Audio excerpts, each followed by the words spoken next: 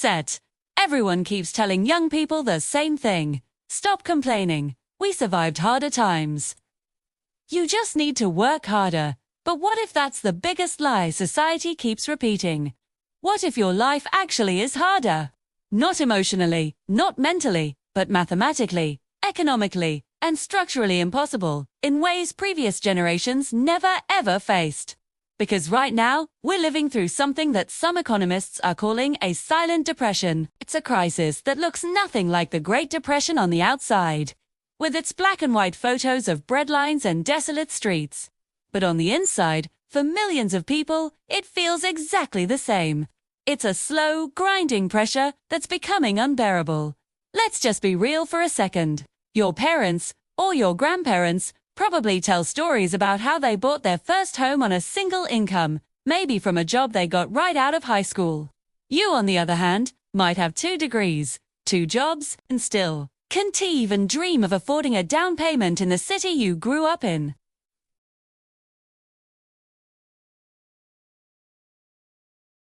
You started your adult life with a debt figure that looks more like a mortgage, a number so large it feels like you'll be paying it off forever. They could work a simple 9-to-5 job, clock out, and have enough money to raise a family, take vacations, and save for retirement. You work around the clock, answer emails at midnight, drive for Uber on the weekends, and still feel like you're one unexpected bill away from complete financial collapse.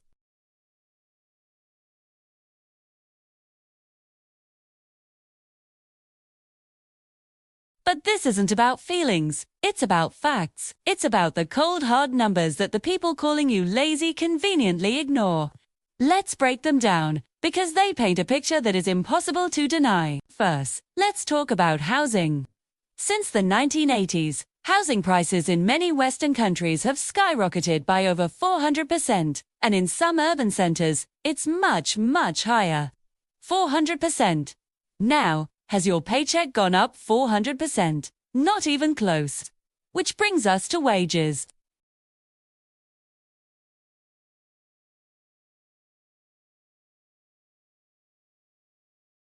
In the last 30 to 40 years, they've stagnated, growing by maybe a few percentage points, while the cost of everything else has exploded.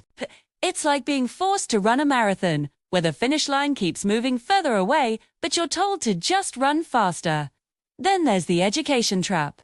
The promise was simple: get a degree, get a good job. But the cost of that degree has become a life sentence. Student debt has ballooned by over 700% in just a few decades.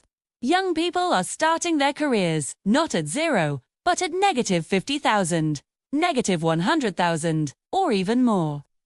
You're trying to build a future, but you're starting in a hole so deep you can't even see the daylight. And it's not just the big-ticket items.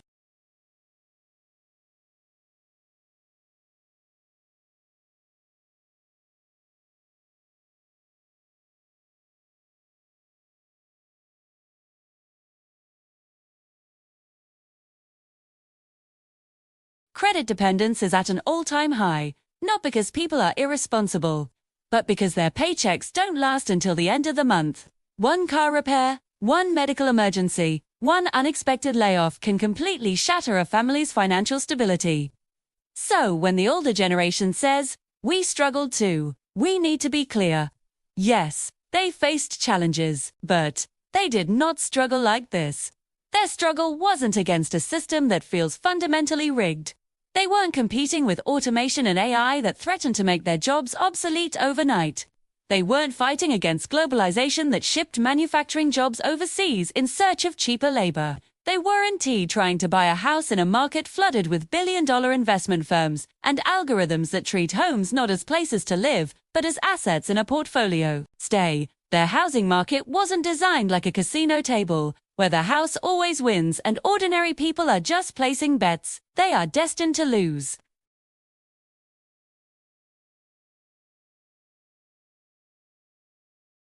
And every opportunity seems to have a padlock on it, with the key held by someone else. This isn't about a lack of effort. This is economic suffocation. People aren't failing because they're lazy. They're failing because the system is designed for them to fail. A game of musical chairs, where every year more and more chairs are removed, yet we're all told to just keep dancing.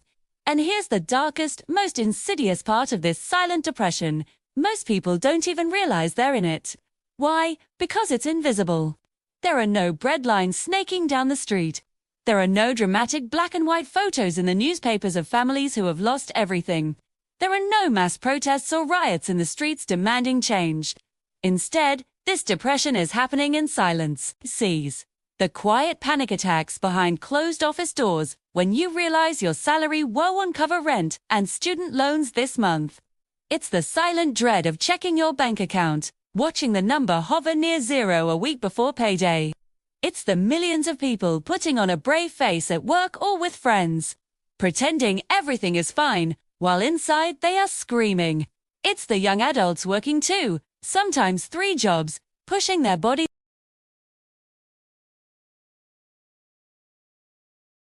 This depression isn't loud. It's a quiet, creeping despair. It's happening inside cars parked in empty lots late at night, because people are too ashamed or exhausted to cry at home where their family might see them.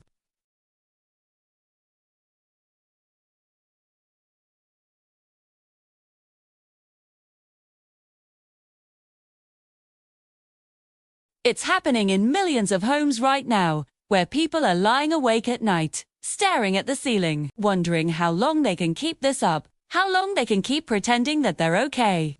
The narrative we're fed is that if you're struggling, it's a personal failure.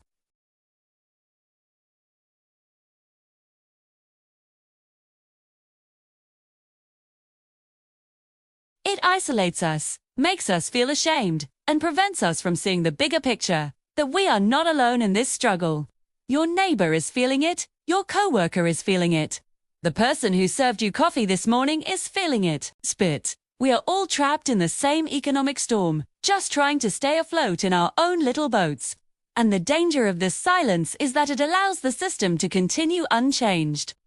When suffering is private, it's easy to ignore. It allows policymakers and the powerful to pretend there isn't a crisis. But the cracks are starting to show. We see it in rising rates of anxiety and depression. We see it in the declining birth rates, as people can't afford to start families.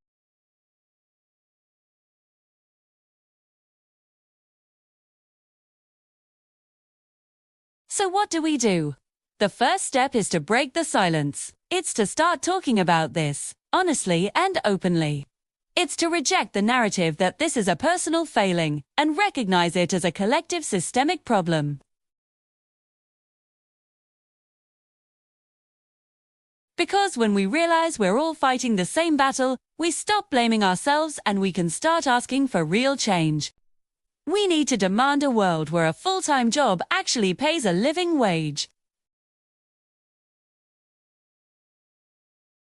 Where you can get an education without signing up for a lifetime of debt. Where you can go to the doctor without fearing bankruptcy. This isn't a radical fantasy.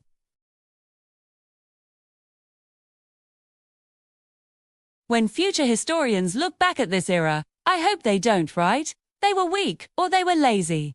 I hope they write, "They suffered in silence for a time, while everyone told them they were fine. But then, they found their voice. They stood together, and they demanded that the promise of a better future belonged to everyone, not just a select few. The silent depression is real. It's here. And the longer we pretend it isn't, the deeper it will become. Let's stop suffering in silence. Let's start the conversation. Thanks for watching. If this video resonated with you, please share it with someone who needs to hear it. And don't forget to like and subscribe for more content that tackles the real issues we're facing today. Let's build a community here. See you next time.